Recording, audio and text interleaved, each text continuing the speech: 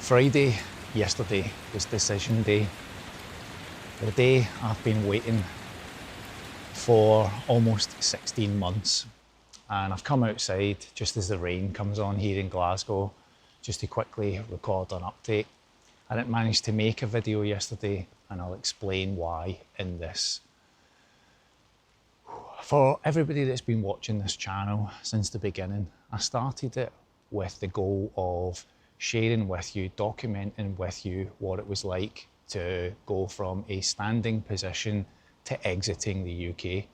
The decision was driven through a couple of different key moments that had happened to me over last year, which was the loss of my father last May after a couple of days of illness, then my own health issues, and then ultimately redundancy at the end of the year. And that spurred me on to want to change my wife and I's lives. And I've talked openly here about struggling with grief and depression and just feeling what my own kind of self-worth was. And within all of that, I felt like the big story was how we're going to get out of here. And then within those layers in there, it was that my father's passing, the job situation. And I've been waiting and waiting to just let go of one thing, which was my dad's house. I'm trying to not make this a sad video because the last few have been quite emotional to kind of share with you. In fact, the last week or two's videos have been quite a lot. Coming onto YouTube and creating a channel is kind of like a weird experience. It feels that way for me talking to you like this. And the reason that it's weird is it's kind of like, it's a bit like walking into the town square every day and shouting your personal business to thousands of people. Of course, I choose to do that because in many ways it's a bit like therapy for me here, just being able to say these things out loud. And then what kind of helps me deal with it afterwards is the response that I get from so many people who are in similar situations, whether it's the redundancy, a bit of ill health, dealing with the passing of a parent or a loved one, or just that feeling of like wanting to get out of here. So all of that kind of motivates me to continue to come out and talk about these things. I went to visit my dad's older sister yesterday, my Auntie Irene. My Auntie Irene, my dad's older sister, sometimes viewed as his little sister in many ways. It's kind of like that with siblings sometimes. I have an older brother and an older sister, and sometimes I see that those roles reversed just slightly in different situations. Maybe you can relate to that. But I sat with her yesterday, chatting to her. My uncle, her husband, is currently in hospital. He's 90. He's had a little tumble and he's broke his hip, and now he's having to get some medical treatment, and they're trying to find a home and trying to find care and everything for him. And I sat there listening.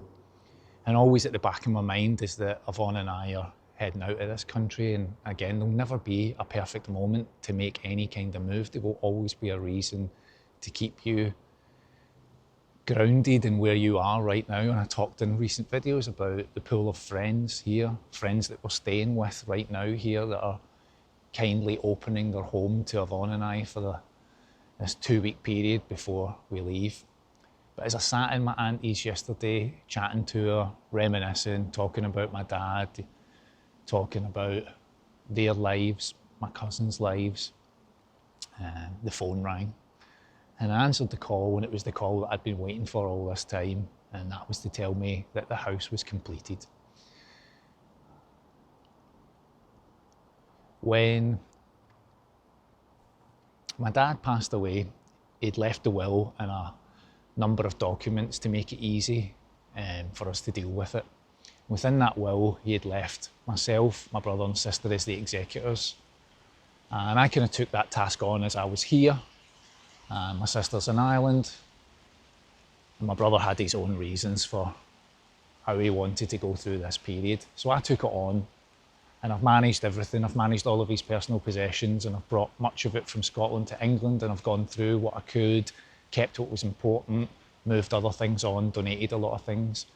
But the house has been a real challenge. People that have watched this channel from the beginning will know I cleared it in the early part of this year. It was listed for sale. The sale fell through because of what I felt was mishandling from the conveyancing office. And then went into a dispute over that, and finally they agreed after some back and forth, and the bill was wiped out. And then I had to find a new conveyancing, and it went up for sale. And then we've had issues with this buyer where they've just been completely ghosting us at times. And so Friday was D-Day. The conveyancing called me while I was at my auntie's and confirmed that was the house now sold. Money had been transferred, keys had been handed over. And first of all, I thanked the woman on the call, and I said, I really appreciated their professionalism on behalf of us. They had managed it really well. It was the buyer that was just taking a bit of time going back and forth, but you feel the stress and the strain of all of that while you're dealing with it. I came off the call and I come back through and I sat with my auntie, and she was asking me, everything okay? And I just burst into tears.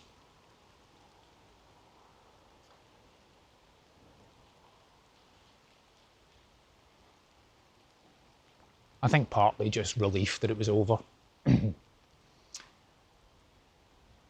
And also tinged with a lot of sadness that the house was now gone. That was my childhood home. I was born there. My brother and sister shared that home with me for a short period of time before they were old enough to kind of move on and do other things, but that was the family home. And at one stage, after my dad had died, Yvonne and I, whilst I still had that last job, we were very, very close to making the decision of buying that house. And we were going to do it up, move back and live there. And I would have carried on that job. But something just wasn't quite right. I was kind of struggling to see us living there, but I just didn't want to let go of the family home. It felt that important to me that my dad had lived there for over 50 years. And I'd lived there for 18 years. For moving out with Yvonne, so it held a lot of memories, but it just didn't quite feel right. And then I got the news that I was being made redundant, so the move back to Scotland didn't feel right. And that's when we started to really think about, well, let's go and do something else. Let's have that adventure that I've talked about so often here. It's funny how, you know that phrase, like, what's for you won't go past you. Well, that's rung out so much in the last months and year, because it's been 16 months now since my dad passed away, and I felt like that house sitting empty and me having to go back and forth from Scotland regularly, or back and forth from England to Scotland regularly in order to check in on it and do everything that was needed and clear it out and work with the estate agent and everybody else, managing the gas bills, the electricity bills, the council tax bills, everything else. And now it just feels like that bag of bricks that I've been carrying around is gone, and I'm getting a little emotional telling you that, but I hope you'll forgive me for that. It's just quite raw. But yeah, I just cried yesterday. Sat on my auntie's couch and cried like a 8-year-old. And then we came back to my friend's house here, and I lay down on the bed, and I was emotionally drained. Just like, I fell asleep. I woke up later as my pals were coming home from their work. We sat and had a takeaway and watched a bit of TV and went to bed, and then woke up this morning and I was like, right, I'm going to go make my video. And now I'm going to head into Glasgow with Yvonne. I'm going to go meet some friends for some lunch. Some other really good friends, old neighbours who are friends, who are coming to meet us, and my sister's flying in from Dublin. Spend a little bit of this evening just to catch up with us before Yvonne and I depart next week. And so if you're watching this to this point here, right, because most people flick on, listen to a little bit and they disappear, but I know people that are watching this stuff all the way through. On Wednesday of next week, we'll start this first leg of the adventure. It won't be the only leg of this adventure, because we're going to make a pit stop and we're going to go visit some other friends. And the reason we're going to do that is because we moved to England 13 years ago, and I know what it's been like wanting people to come and visit, see your lives, see what you've built. And I know what that's like to kind of want that and feel that. And so Yvonne and I have a very good friend who lives abroad. She's lived there for many years now. husband, kids, and we're going to make a pit stop to see them so that we can see their lives. Because I know that's important to people, and it's important that we do that for a friend. So we're going to do that before we head off to our next destination. So I just wanted to share that with you just now, because I know a lot of people are watching, like, where are you going? Where are you going? On Wednesday, we'll hit the first spot, and we'll stay there for only, I think, 5 days before we'll head off to where we want to go to next. So I wanted to come outside, make this today, share this with you, because I know, again, people want to know what happened, what's going on with the house. Well, it's sold. And I will get over the sadness and I'll feel lighter about it all. And that will be awesome. Hey, good morning, how you doing? That will feel awesome to have let go of that. And tick that box to say,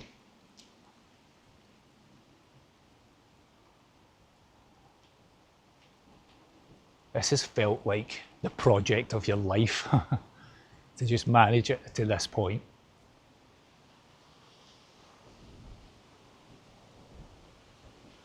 Whew. As I shout my business into the town square again. Thank you to all of the people that watch this. As of this morning, the channel's hit 12,000 subscribers, so the town square is 12,000 people watching. Oh, that is a lot to take in at times. Have a great Saturday, everybody. I do feel okay. Have a great Saturday. We'll see you in the next video.